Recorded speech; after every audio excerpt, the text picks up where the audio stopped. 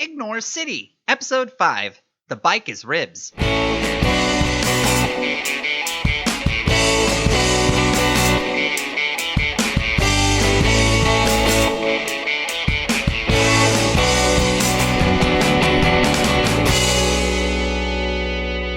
Hello again. It's been a while. I thought maybe you forgot about me. I was in the middle of telling you the tale about Deban, Rimpa, and the talking robot head. Now where was I? Let me think. Last we saw Deban Rimpa, she was apprehended by the SCU. Under heavy duress, she gave up the whereabouts of Saner 0805, only to discover someone else had already taken him. She's currently waiting in a jail cell by herself, contemplating her misfortunes. Her brother, Drek, comes to visit her now. Let's see how they're doing. I can't believe this, Deban. Drek, what are you doing here? Saving your skin, that's what. Like I always do. What's that supposed to mean? You're not always saving me. Is that what you think? What about the time you tried to bring home that pet ferret? What pet ferret? I don't know what you're... Oh, you mean the skunk.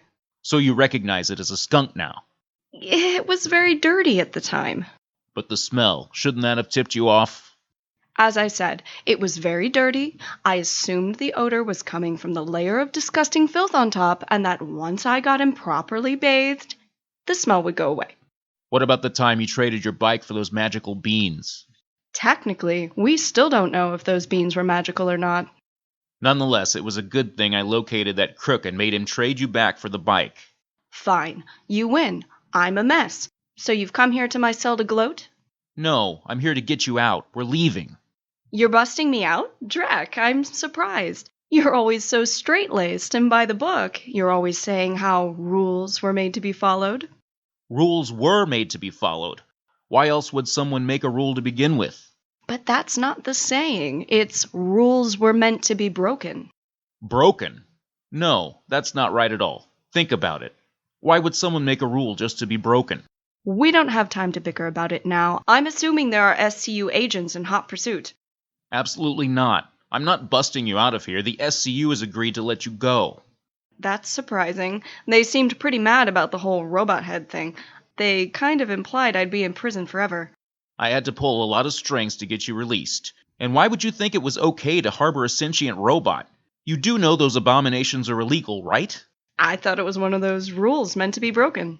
Ha ha. Very funny. Those things are extremely dangerous. It was just a harmless head. We only talked. Harmless? First of all, they're ticking time bombs. Those robot skulls are packed with a cold fusion reactor. If that wasn't bad enough, I can't believe you spoke to it. Their rhetoric is even more deadly than their battery supply. So Agent Blue has said.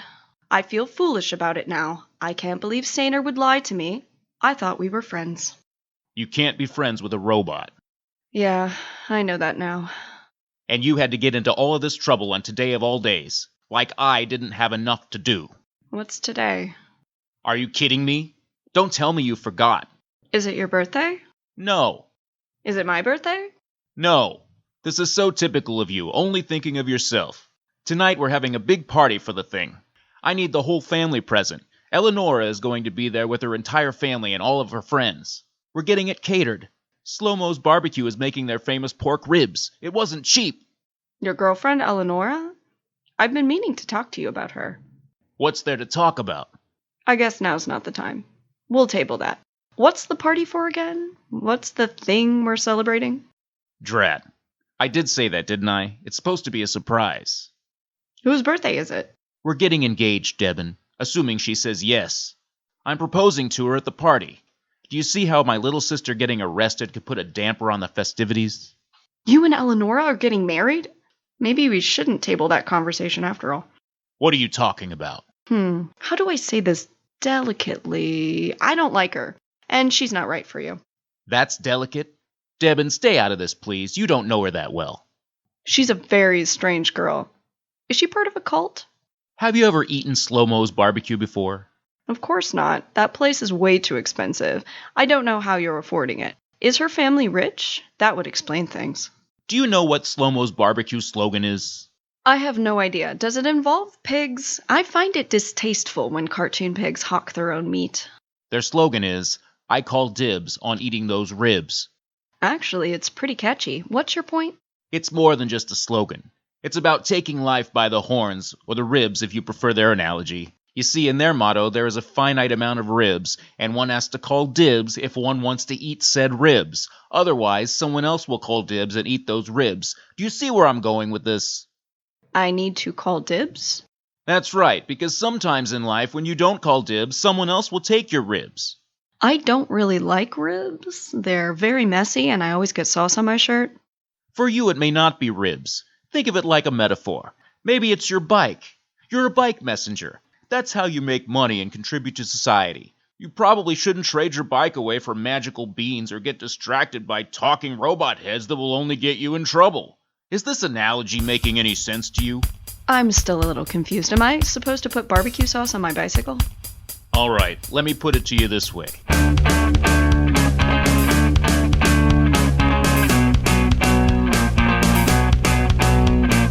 Dibs, dibs, dibs. I call dibs, dibs, dibs on eating those ribs, ribs, ribs. Ribs, ribs, ribs. Bike, bike, bike. You should ride your bike, bike, bike. Like it's your life, life, life. Bike, bike, bike.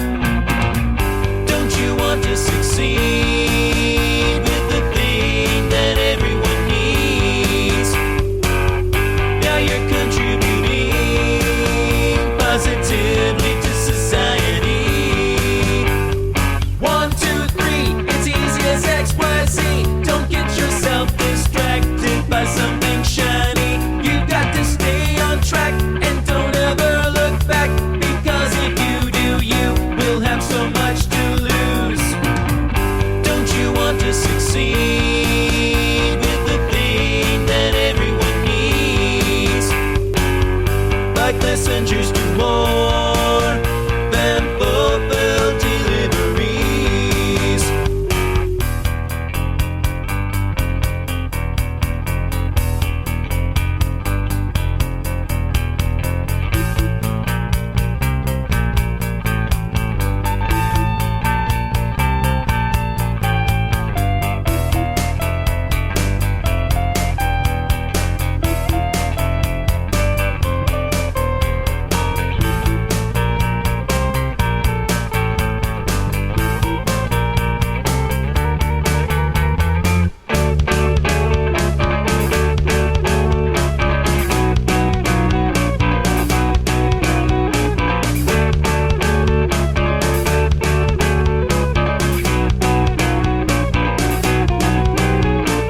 I'm talking about some metaphors, not literal. The meaning is so much more.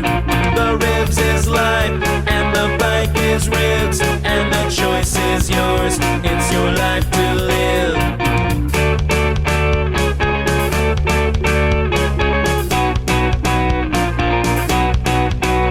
There. Is that clearer? Clear as ribs. You'll stay focused on your job and won't get distracted? No more of this talking robot head nonsense? I hate to admit it, Drek, but you're right. I see it now. Very good. I'm glad we're in agreement. You've had quite the ordeal and must be exhausted. Go home, relax, and get ready for tonight. Most importantly, stay out of trouble. You got it. The talking robot head is someone else's problem now.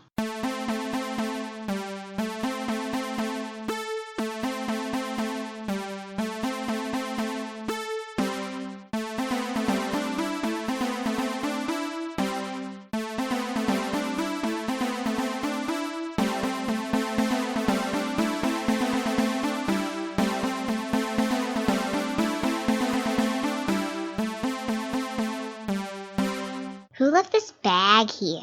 This is troubling indeed. I haven't spoken to this little girl yet. Perhaps if I play dumb, she'll move on and forget me. This belong to anyone? Hey, mister, is this ugly mannequin head yours? Ugly? How dare she? No?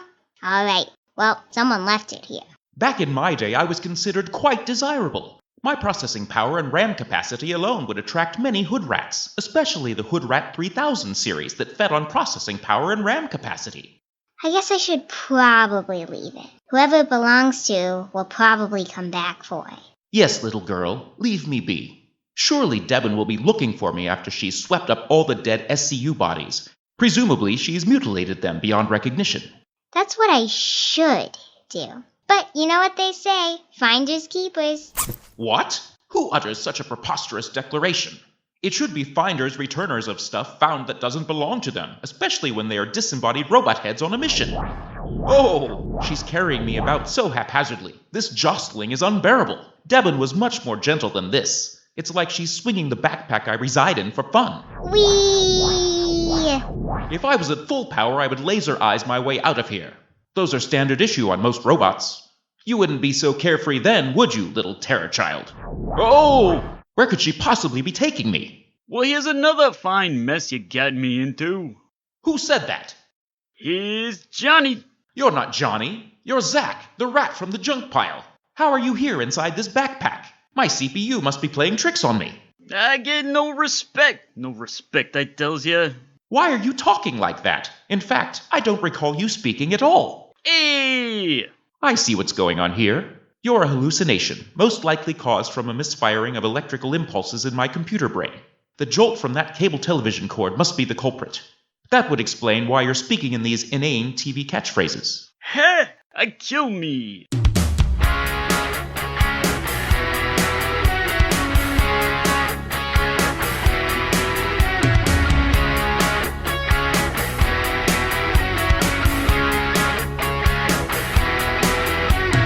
Come on down, kiss my grits.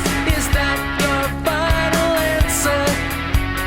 Buzzinga, nanu. On TV we can't swear. Don't touch that dial. I want to believe. Bang zoom to the moon. And just one more thing. I want my MTV. Here's Johnny.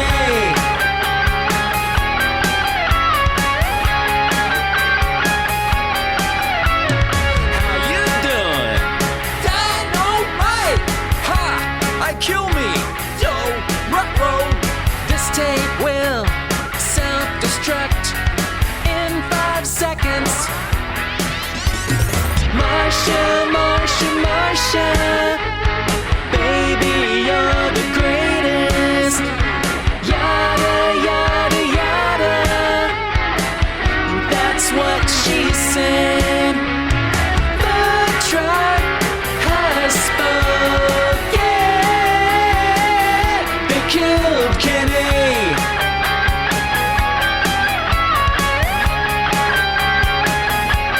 Come on down. What you talking about, Willis?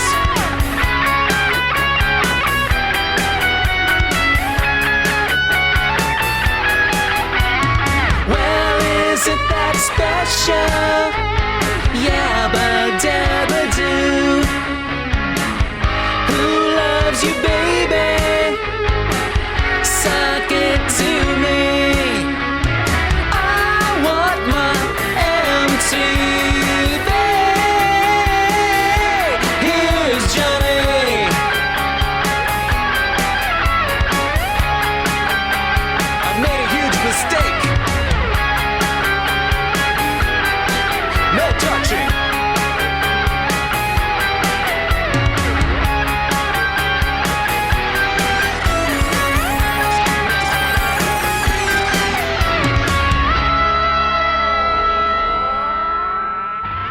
We'll be back after a word from our sponsors. This is quite worrisome.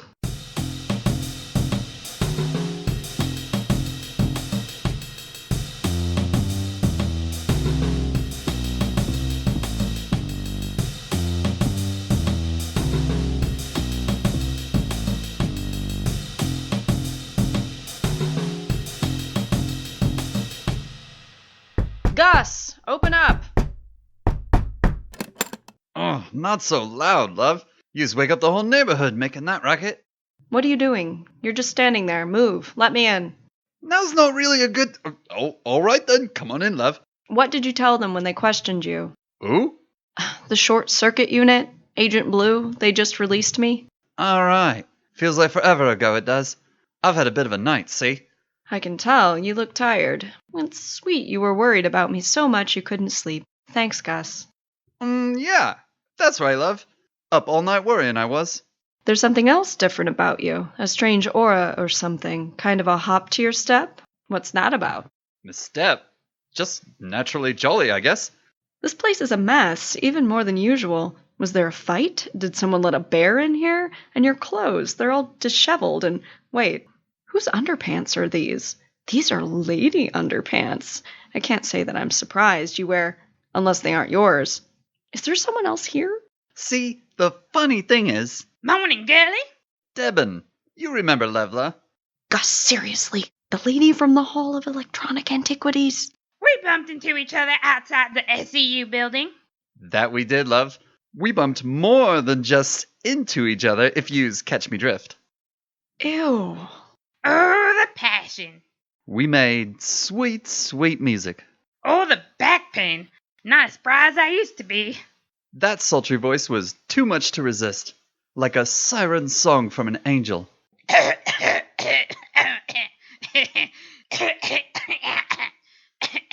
Don't sweet talk me, Gus. I ain't no angel. I think those scratches on your back prove that. Enough. I repeat, ew. But I don't care what you do. You're both consenting adults. Like way, way, way past the age of consent. I'm just here to make sure Gus was okay. As you can see, I's doing more than okay, love. You're looking more than okay to me too, Gussie boy. I guess you must not be in any trouble if they released you. I'd say you're in a heap of trouble, handsome. Blimey, me loins. Is it just me or is it getting warm in here? Hold that thought, Romeo. Let me just go stretch first. I should probably go get a glass of water myself. Feeling a bit dehydrated. And that's my cue to leave. Well, I guess everything worked out. Gus is safe. I'm no longer detained by the SCU. I do wonder what happened to Saner in my backpack, though. I can't imagine he was telling me the truth about reactivating the weather monitoring systems. He's probably happy to be rid of me. Drek was right. I shouldn't get so distracted by all that other stuff. I need to stick to being a bike messenger. I'm not a savior helping mankind. Help! Help, save me! You there, miss. Are you talking to me? Who else would I be talking to? Dear me, I'm afraid I'm in a bit of a pickle and could use your assistance. What can I do? It's a serious matter, one of life and death, actually. I'm probably not the person you should be talking to. Maybe the police? Of course you're the one I should be talking to. Otherwise, I wouldn't be talking to you. Fate is funny that way. Did you say fate? Indubitably, it is fate that has brought us together. Two complete strangers destined to meet. What else would you call it? I'm sorry, I'm not following you at all. I don't have a lot of time to explain. They are after me. Who are they? Again, I don't have time for lengthy explanations. I'm really confused. Maybe you think I'm someone else. How can I explain this to you in simple terms? The fate of the world rests on you. They are after me. Destiny has brought us together. Shall we be going then? Okay, see, this is exactly what my brother was talking about. Adventure, saving the world, escapades. The old me would have jumped aboard to see where this ship was sailing, but now I know about the ribs and the bikes and metaphors, so I'm going to have to decline your offer, good sir. Did you say ribs? No, please, carry on without me. But the prophecy! How else will we obtain the scepter of Schmepter? Yeah, okay, I admit I am a little curious about this scepter of Schmepter and what it does and why it rhymes, but I told my brother I would stay out of trouble, so good day to you, sir. But the scepter! I said good day. Dear me, that's not good. Found me already, have you?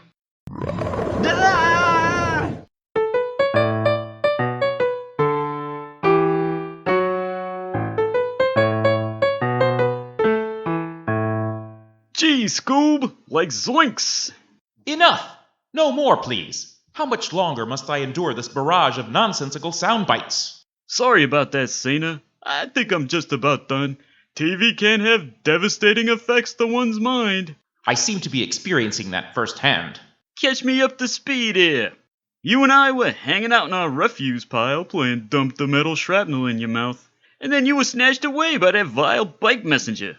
Her name is Deban, and she's not vile. In fact, she's the sweetest, kindest human I've ever met. Now I know you got CPU damage. Did you just call a human sweet? I did. Perhaps the jolt from cable television fried more than just my circuits, but I feel Deban is more than an ordinary human. She is extraordinary. There should be a word to describe such a person.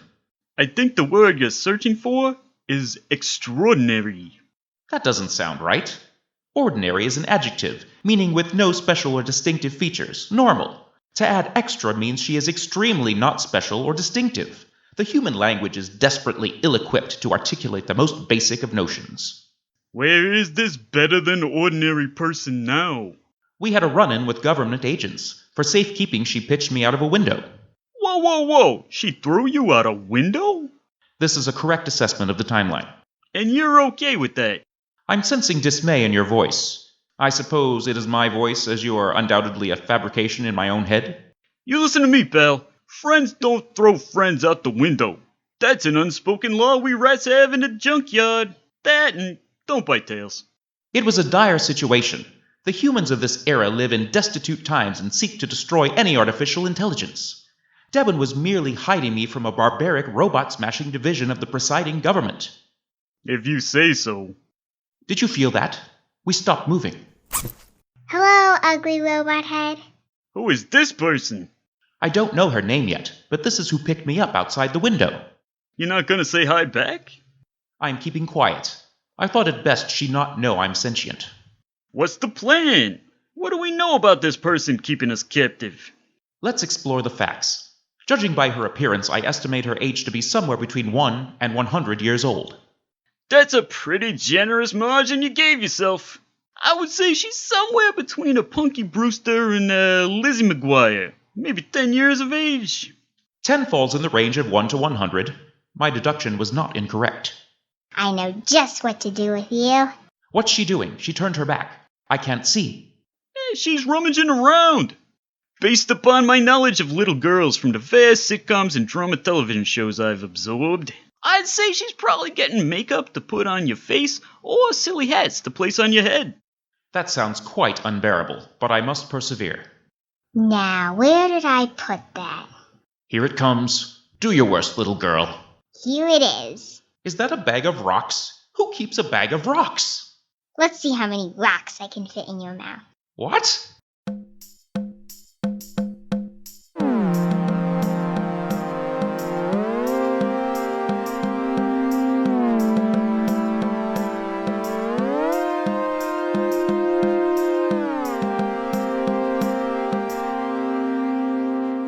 Councilman Oova, you summoned me? Drek, please, have a seat. I can't thank you enough for authorizing the release of my sister. Despite all the mischief she gets into, she's actually quite harmless. You've spoken to her? What news have you of the talking robot head? She doesn't have it anymore. The SCU did a thorough search of the Hall of Electronic Antiquities and found nothing. Sir, to be frank, I'm not 100% convinced she had one to begin with. You don't know my sister. She's impulsive with delusions of grandeur. It's very possible she imagined a mannequin head was speaking to her, or she did find an ancient android skull, but it contained old audio recordings from long ago. Maybe it's not even sentient, but rehashing a random conversation from a bygone era. Keep in mind, neither Agent Blue or Agent Ponticello have confirmed seeing the robot head with their own eyes. I read Agent Blue's report, Drek, but I cannot so easily dismiss speculation regarding a sentient robot. I did as you requested, and your sister has been released from the SCU's custody. Now it is time for you to complete your side of the bargain. Of course, Councilman Oova. I'm merely trying to give you fair warning. Should the robot head come into your possession again, what will you do? I will get it from her. And I won't report it to the SCU. I'll bring it to you directly. Very good, Drek. Keep a close eye on your sister. You're dismissed. You're hesitating. How I loathe it when I dismiss someone and they linger. Is there something else you need? Sir, will you be attending my get-together this evening? You never responded to my invite. Don't be ridiculous. I wouldn't be caught dead in the slums of Ignore City. Of course not, sir. I am horrified I even asked such a thing of you. However, your sister will be there, correct? Yes, thanks to you. Perhaps I will make an appearance. I would like to speak to her directly. As you wish, sir. It will be a great honor to have you there. Yes, I suppose it would be for you. Dismissed. And do not linger. Of course, right away, sir. Has Deban Rimpa given up on saving the world? Will Saner make it out of the evil clutches of a 10-year-old? Who is this Councilman Oova guy? He seems like kind of a jerk. Stay tuned next time for Episode 6, The Great Manu Manu. Ignore City, written by Ed Cho. Music written and performed by The Shakeups. Saner 0805 and Drek voiced by Patrick O'Connor. Deban Rimpa voiced by Savannah O'Connor. Gus and Councilman Oova voiced by Lee Cherolis. Levla voiced by Luisanna Rodriguez. Cass voiced by Nina Cho. Zak voiced by Damian Duffy. Narrator and Wendell voiced by Ed Cho.